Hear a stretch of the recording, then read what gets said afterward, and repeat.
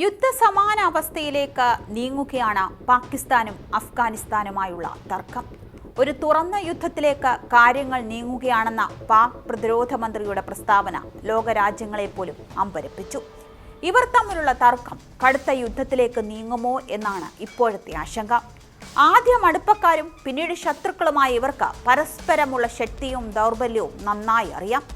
അത്യാധുനിക ആയുധബലമുള്ള പാകിസ്ഥാനും ഗറില്ല പോരാട്ടത്തിൽ കരുത്തരായ താലിബാനും നേർക്കുനേർ വരുമ്പോൾ ആരാണ് യഥാർത്ഥത്തിൽ മുൻതൂക്കമുള്ള സൈനിക ശക്തിയെന്ന് പരിശോധിക്കാം.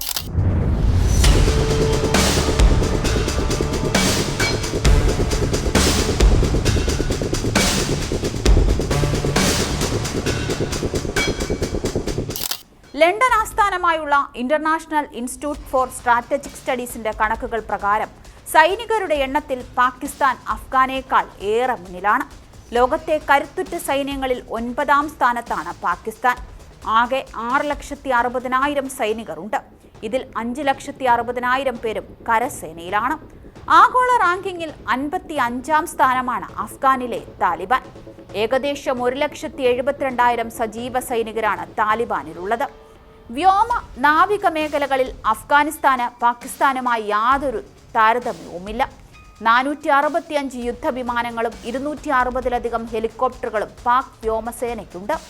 ചൈനയിൽ നിന്നുള്ള ആധുനിക യുദ്ധവിമാനങ്ങളാണ് ഇവരുടെ കരുത്ത് വർദ്ധിപ്പിക്കുന്നത്.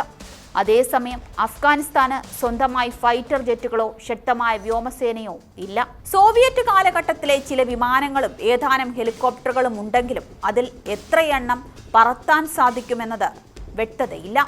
6,000-ലധികം കവചിത വാഹനങ്ങളും 4,600-ഓളം പീരങ്കികളുമാണ് പാക് സൈന്യത്തിന് സ്വന്തമായുള്ളത്. US സൈന്യം ഉപേക്ഷിച്ചു പോയ ഹമ്മറുകളും സോവിയറ്റ് കാലത്തെ പീരങ്കികളുമാണ് താലിബാന്റെ പക്കലുള്ളത്. എന്നാൽ ഇവയുടെ അറ്റകുറ്റപ്പണികൾ താലിബാന് വലിയ വെല്ലുവിളിയാണ്. ഏകദേശം 170 ആണവ യുദ്ധമുനകളുള്ള ആണവ ശക്തിയാണ് പാകിസ്ഥാൻ.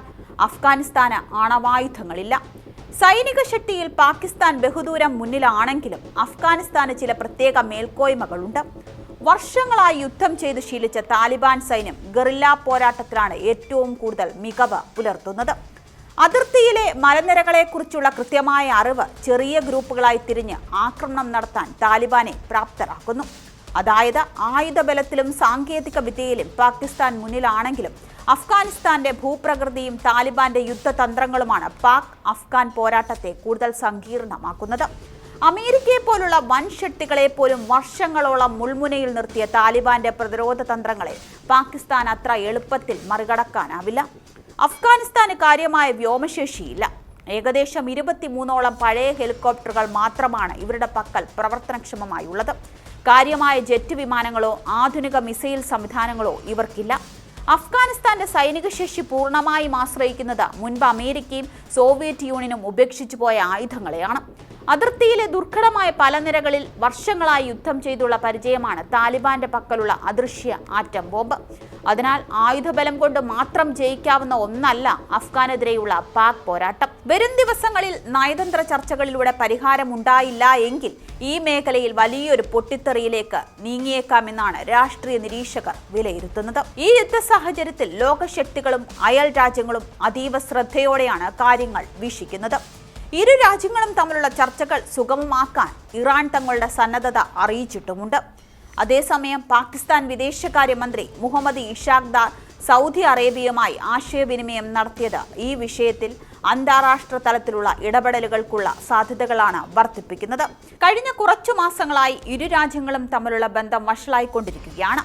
ഒക്ടോബറിൽ 70-ലധികം പേരുടെ മരണത്തിനിടയാക്കിയ പോരാട്ടത്തിനു ശേഷം അതിർത്തിയിലെ പ്രധാന പാതകളെല്ലാം അടഞ്ഞുകിടക്കുകയാണ്. പാകിസ്ഥാനെതിരെ ആക്രമണം നടത്തുന്ന തീവ്രവാദ ഗ്രൂപ്പുകൾക്ക് അഫ്ഗാനിസ്ഥാൻ താവളം ഒരുക്കുന്നുവെന്ന് ഇസ്ലാമാബാദ് കുറ്റപ്പെടുത്തുമ്പോൾ താലിബാൻ സർക്കാർ ഇത് നിഷേധിക്കുകയാണ്. നിലവിലെ സാഹചര്യത്തിൽ ഇരു രാജ്യങ്ങളും അന്താരാഷ്ട്ര നിയമങ്ങൾ പാലിച്ച് സാധാരണക്കാരെ സംരക്ഷിക്കണമെന്നും നയതന്ത്രത്തിലൂടെ പ്രശ്നങ്ങൾ പരിഹരിക്കണമെന്നും UN secretary general Antonio Guterres ആഹ്വാനം ചെയ്തിട്ടുമുണ്ട്.